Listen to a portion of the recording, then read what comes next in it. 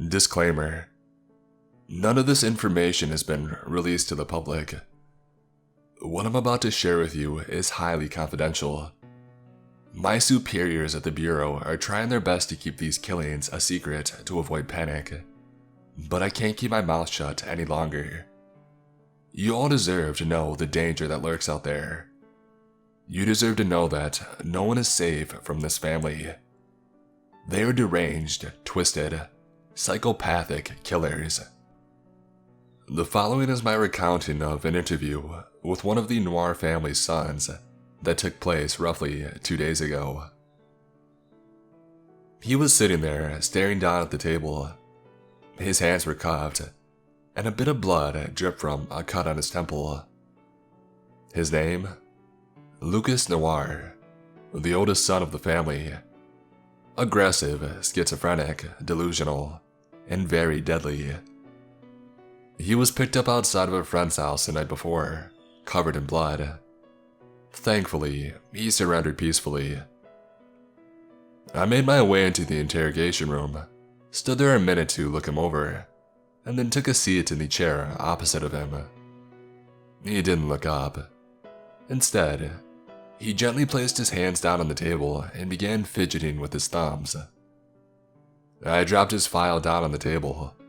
It landed with a loud thump. Lucas Noir, born April 17th, 1991. I've been reading about you all night. He raised his head a little, but not enough to meet my gaze. Age 8. You were admitted to a mental care facility after killing your cat. You claimed she was screaming at you, threatening to hurt you. You were released 3 months later. He remained motionless. Age 16. You were arrested for killing a high-class drug dealer, Marcus Hayes. You were found not guilty, claiming it was self-defense. He didn't say a word. Lucas, why don't you tell me what happened last night? Tell me what you did to the Walker family. After a moment, he took a slow, deep breath, exhaled, and finally spoke to me. I got to Reed's house last night at about 8. Him and I had been fighting over the last few days over a girl. I went over there with the intention of roughing him up a bit, but once I started, I couldn't stop. I didn't want to stop. Earlier in the day, before my father joined my mother at the farm, he told me that I was a man and that I should take care of a problem as men do. What does that mean, Lucas? My father always says, if someone stands in the way of something you want, you simply slip a knife between their ribs, step over them, and continue onward. And so, that's what I did, more or less. When Reed's parents left to do some shopping, I smashed a vase over his head, dragged him down into the basement, and killed him. Tell me how. You know how, Lucas shouted back, slamming his fist on the cold metal table. I need to hear you say it. Lucas took another deep breath and then continued. There was an old snowmobile in the basement. After dragging him downstairs, I laid him on the floor, grabbed a nearby jack, raised it up, slid him under, and lowered it on his head. The weight of the vehicle had crushed him, but I was still filled with rage. The key was in the ignition, so I hopped on, started it, and I cranked the throttle. As the tread spewed his blood across the wall behind me, I finally felt good. I felt that my father would be proud of me. I took a moment before saying anything to him. I had seen the crime scene, but the way that his eyes lit up while talking about it, it was gut-wrenching. He seemed so proud of this horrible thing that he had done. It was as if he had hit a home run at a baseball game, and was proudly telling everyone of his achievement. What happened next, Lucas? His parents came home. Lucas looked to the one-way mirror behind me, and then back to me, A smile stretched across his face. I knew that they would find Reed dead in the basement, call the police, and then I would never see my family again. So I killed them too. How did you do it? I walked up to the top of the stairs, holding onto the door handle tight. I heard Reed's father call for him, and then the sound of him running upstairs. I heard his mother move to the base of the staircase and call to him. John, maybe he's downstairs. Want me to check? Reed's father came back down and said, No, I'll grab him. You can start dinner. I heard his mother walk into the kitchen. Reed's father came towards the basement door. When he tried to open it, I held on tight, trying to make him believe that it was locked. He stopped talking. His gaze drifted down to the table, a smile still on his face. I think he was savoring the memory of the kill. Go on, Lucas. I swung the door open. He continued, smacking him in the face with it. I ran past him and into the kitchen, shoved Reed's mother to the ground, grabbed a large knife from one of the drawers, and went back to Mr. Walker. He was leaning against the wall next to the door, his nose bleeding. He looked up to me, horrified. Lucas, what are you doing? Where's Reed? I didn't answer him. Instead, I started going to work on his chest. Mrs. Walker ran in, grabbed me, desperately trying to pull me away from her husband. I turned and I slashed at her, catching her on the arm. She fell back and I continued to drive it into Mr. Walker repeatedly. I didn't much care for how he was looking at me at this point, so I went to work in his eyes as well. What did you do to Mrs. Walker? I stood up and I turned to her. She backed up towards the wall behind her. She was screaming. It was so loud. I wanted her to stop, but not before making her suffer for trying to interrupt my kill. I drove the blade down through her leg. She screamed again, and then I did to her what I did to Mr. Walker. Went to work on the eyes. A matching set. I slammed my fists onto the table, stood up and yelled, Tell me what you did next, Lucas. I want you to say it, to remind yourself of what you then decided to do to that poor woman. He was silent for a moment. He looked up to me, still smiling, still proud of what he had done to the Walkers. Happy that his sick, twisted father would be proud of what he had accomplished. What did you do to her? I asked in a calmer voice, looking into his eyes as intensely as I could. I defiled her. Why? I demanded. Mother said to always leave the women happy in the end. You did all of this over some girl. A girl that you will now never see again. You're going to spend the rest of your life locked up, underground, and alone. Your family won't be able to get you out. Your lawyers won't be able to get you out. What you did was too severe. You know that, right? I don't care. You don't care. You're a dead man walking. So, at least I had fun. He laughed. I turned away, no longer able to look at the sick and twisted, barely adult man that sat across from me. I heard a knock on the glass, looked up and nodded that I understood. Taking my seat again, Lucas looked me in the eye and gave me an insulting wink. Where is the farm, Lucas? Upstate in the forest. I'll lead you to them if you want. Not because I want them caught, but because I know they won't be. They'll kill you and every agent you bring. My father is going to enjoy taking care of each and every one of your bodies. And don't worry, my mother will treat you all very well. You're sick, you know that.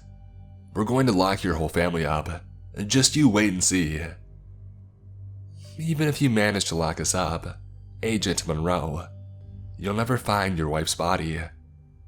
All your effort to catch us will be in vain. I'll let you in on a secret though. My whole family took turns on her, and my father took a little souvenir. He let out another laugh, and then looked at me with that twisted smile of his. Her head. I stood up abruptly, looking down at Lucas.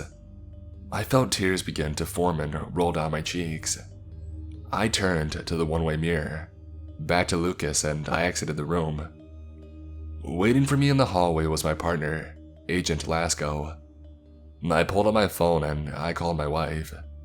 It went right to voicemail. I called again.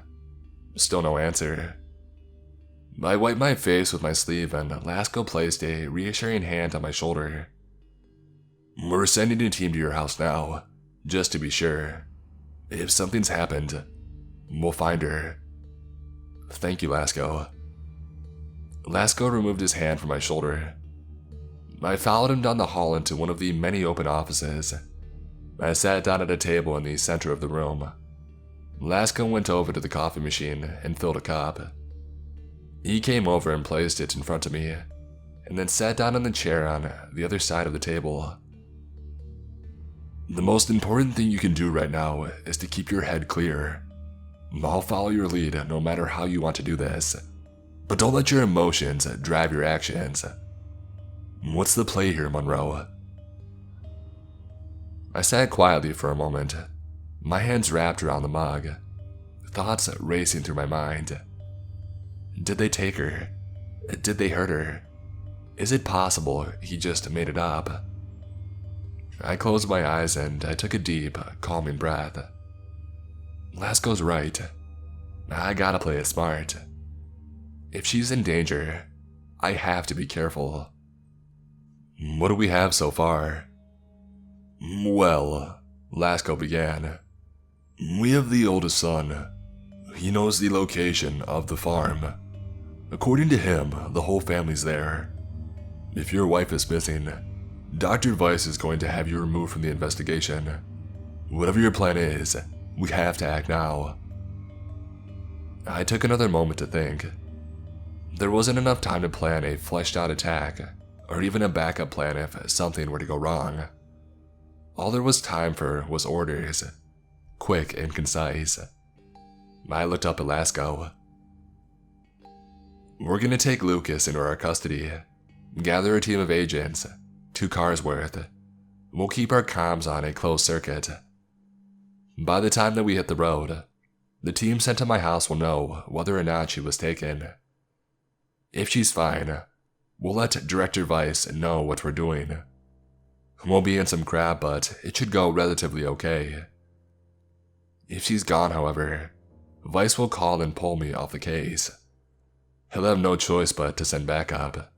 He's not going to be able to pull me in the middle of an active pursuit.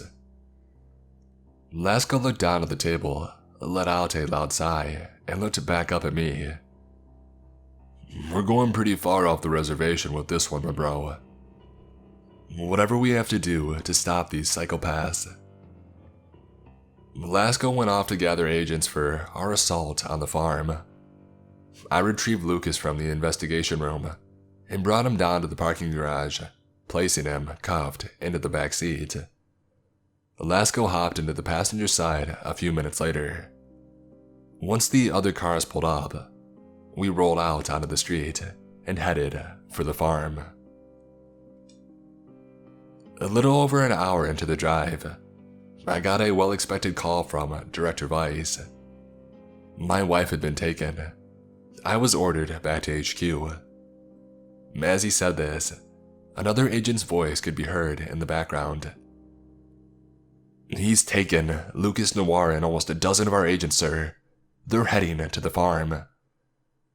Weiss began screaming at me to turn around, but I hung up on him. Lasco looked at me worryingly. You know, Monroe, this better work. I got a pension and I would very much like to see that one day.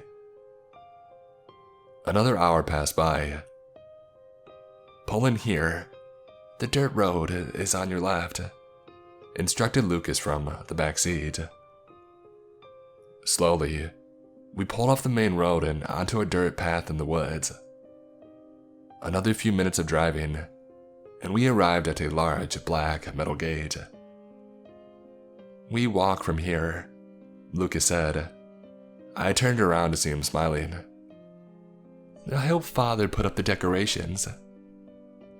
Next to the large gate blocking the road was a smaller gate that was ajar.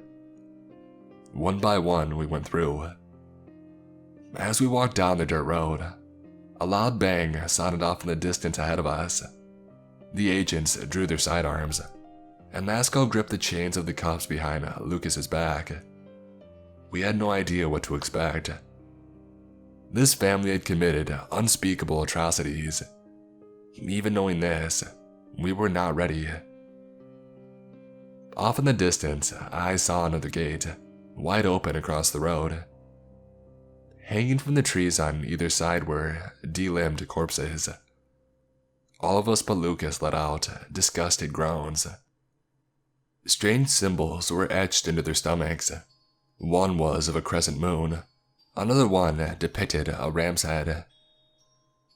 As we made our way through the second gate, the other agents carefully looking over the hanging corpses, Lucas let out a twisted laugh. "I love when Father decorates. His art is so beautiful." Lucas spoke softly, mesmerized by the sight of the dangling bodies. A little further up the road, a young girl sat in the dirt, crying with her back to us. She wore a dark red dress that was ripped up and muddy. She couldn't have been more than 13 or 14 years old. I noticed that she had only one shoe. I motioned to the agents behind me to ready themselves in case anything was to happen. Slowly, I approached her. "Are you okay?" I asked in as gentle as a tone as possible. She continued to cry. When I was close enough, I knelt beside her. "What happened? How did a little girl like you end up all the way out here?" She stopped crying. She turned her head, her eyes locking with mine. A smile, similar to Lucas's, stretched across her face. I stood up and backed away, cautiously drawing my firearm from its holster, readying myself. Once I saw her face, I recognized her immediately. Her name was Jessica Noir, the middle child of the family. As she stood, revealing large knives in each hand, I motioned to the agents behind me to stand their ground. She began making her way towards me. I continued to back up. One of the agents came up beside me, asking what our next course of action should be. I wanted to take her alive, avoid harming her as best as we could. Without warning, she rushed forward, not at me but at the agent to my left. He raised his gun to shoot, but her blades quickly found a home in either side of his neck. As he fell, his gun went off. The bullet dug into the ground, kicking up a mist of dirt. I tried to grab her, but she slashed at me, tearing open my shirt. Thankfully, I was wearing a Kevlar vest underneath my clothing, so the blade missed my skin. One of the other agents took a shot, grazing her leg. She winced in pain and quickly scuttled backwards across the road. A member of our group ran up and dragged the downed agent behind the others. We waited to see what she would do next. She stood there, putting her weight almost entirely on her good leg, staring at us. She dropped her blades, fell to her knees, and let out an ear-splitting scream. Further up the road, we could hear what sounded like a large vehicle starting up. The small girl pulled out a device the size of her hand from a pocket in her dress. She clicked a button. Metal spikes, closely placed next to one another, shot up out of the dirt along the sides of the road. Any plan to escape into the woods was now gone. We turned to run for the gate behind us, but it had closed. One of the men ran into it, desperately trying to pull it open, but it was locked tight. We turned back to see something barreling down the road towards us, kicking up dust as it raced. It was a small school bus, painted black and red. Mounted on the front was a snowplow, and protruding from its sides were long poles placed at varying heights, nearly touching the pikes on either side of the road. Each pole was wrapped in barbed wire. As it flew towards us, we tried to shoot out the tires. All of our shots hit the dirt or the plow. Jessica smiled at us, stood up, walked into the middle of the road, closed her eyes, and lifted her head up to the sky. Still smiling, she reached her arms out and spoke. The noise of the buzz made it too difficult to hear, but I was able to make out what she said by reading her lips. I am today's sacrifice. May the foes of my family meet a fate worse than mine. When the plow of the bus collided with Jessica, she didn't even let out a scream. The top of the plow dug into the back of her head, and her body fell under the speeding, modified bus. The blood-soaked vehicle was then headed our way. Lasco grabbed Lucas, and together we ran to one side of the road and dropped to the ground. The barbed wire just barely scraped our backs. I looked back to see only 2 other agents following our lead. The others were either hit by the bus directly or beaten down by the bus's weaponized shafts. The bus then collided with the gate, bringing it to an immediate halt. I looked back up the path to see Jessica's flattened corpse resting in a pool. Cautiously, Lasco, Lucas, and I stood up. I made my way for the bus. I threw open the door as gun pointed at the driver, ready to unload my clip. The driver, who was the youngest sibling of the family, John, was dead, his head laying on the steering wheel. God, Monroe, just like that, almost all of our men are gone. Lasco yelled at me, once again holding onto the chains of Lucas's cuffs. I know, but there's no stopping now. It's just Mr. and Mrs. Noir left. We have to push forward. Monroe, even if we do come out on top of all this, we're screwed. We've got 8 of our fellow agents killed. I know that. I screamed in Lasco's face.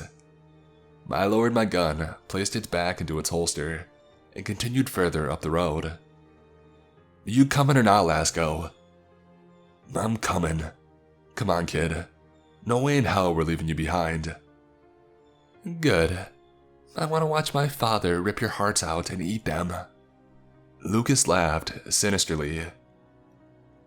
As Lasco, Lucas, and the 2 remaining agents and I made our way further up the path, a large wood cabin became visible through the trees. Getting closer, we noticed someone standing out front. It was a woman, Mrs. Noir by the looks of it. She wore a bright yellow dress with white flowers. A blossom-patterned red scarf tossed around her neck. In one hand, she held out a pocket watch. In the other, she held a scythe. She started making her way towards us, her dress swaying side to side as she stepped closer. Lasco stopped walking, still holding on to Lucas. He pulled out his pistol and he put it to Lucas's temple. The 2 agents behind me unholstered their weapons and aimed them at Mrs. Noir. She stopped, looked at the weapon in her hand, running her fingers over the curved top of the blade. We've been expecting you, Agent Monroe. Lucas, thank you for bringing our guest to us. I've been working alone in the yard all day. The company is a pleasing sight. You psychopath! Where's my wife? I yelled at her, keeping my gun steady, pointed at her head. Tell us now, or I'll blow your son's head off, Lasco shouted, clearly frazzled by everything that had happened. He dug the muzzle of the gun deeper into Lucas's temple. He scrunched his face up, clearly pained by the barrel. Mrs. Noir smiled, looked each one of us in the eyes, and then ducked down. Behind her, closer to the front door of the cabin, stood Mr. Noir, his hands wrapped around 2 large handles that were connected to a minigun set up on a tripod. What the fuck? One of the agents behind me shouted as bullets began flying through the air. I dropped onto my stomach. Lasco shoved Lucas into the line of fire. He twirled around as bullets soared through his flesh.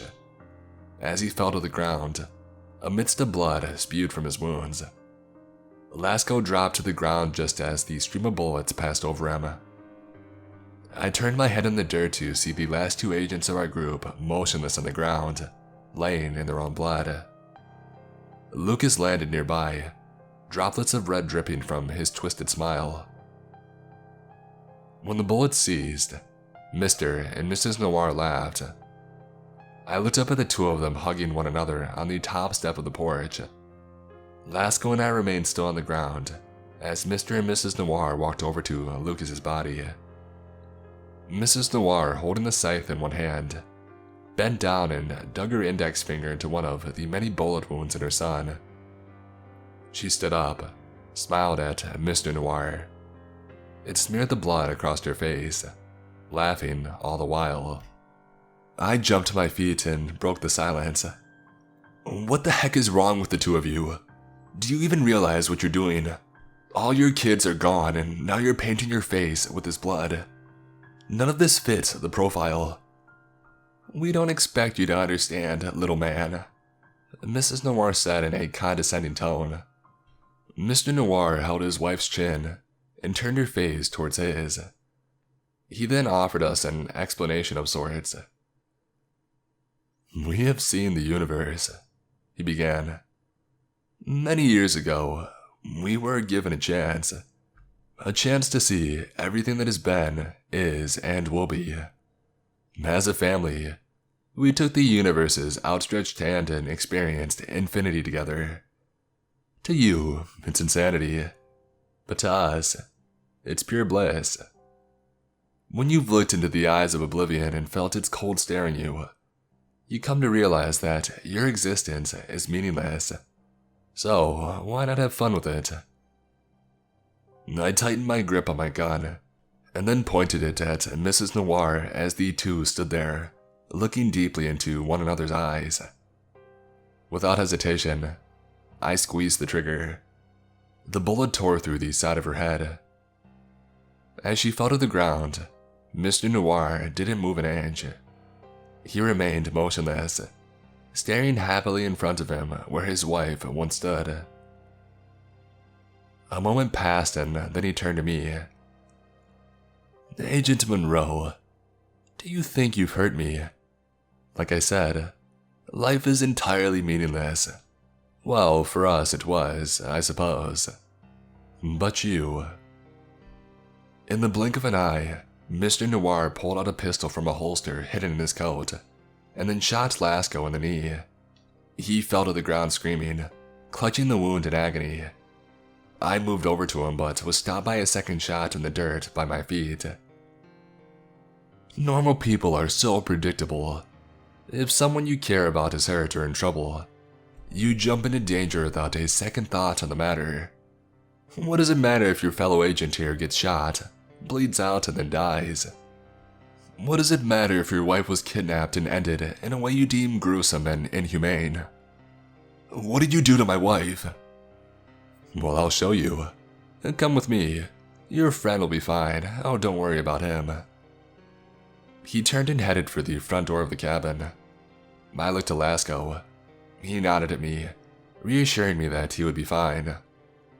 I then reluctantly followed Mr. Noir past the minigun and into the house. The inside of the building was entirely empty. No furniture, pictures on the walls, wallpaper, or anything of the sort. Nothing but some wooden planks and a black marker laying in the center of the room.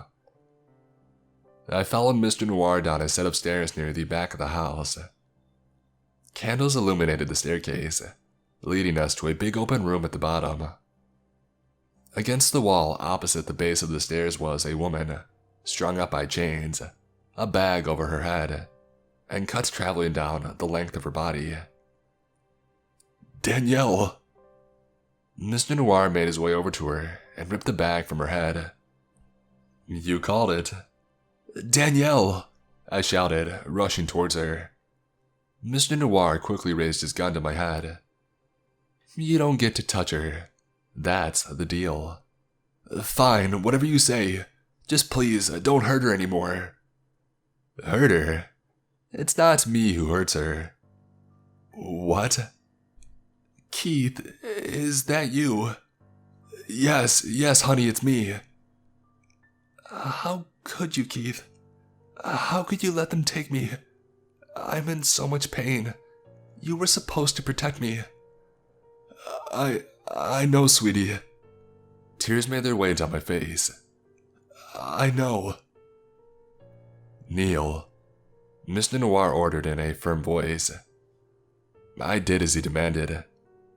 My wife looked at me, beginning to cry. I looked at her, and then Mr. Noir shot twice. One bullet through my left knee, the other grazing the side of my face. I fell backwards onto the cold concrete floor. My vision became hazy for a moment. Mr. Noir stood over me, leaning down into my face. This is how it ends, Agent Monroe. You will lose everything. Your job, your freedom, and your wife. He turned and shot to Danielle. Her body went limp as blood began seeping out of her wounds. I screamed. Mr. Noir pinned my head to the floor using the barrel of his gun. This is the punishment I give to you, Monroe.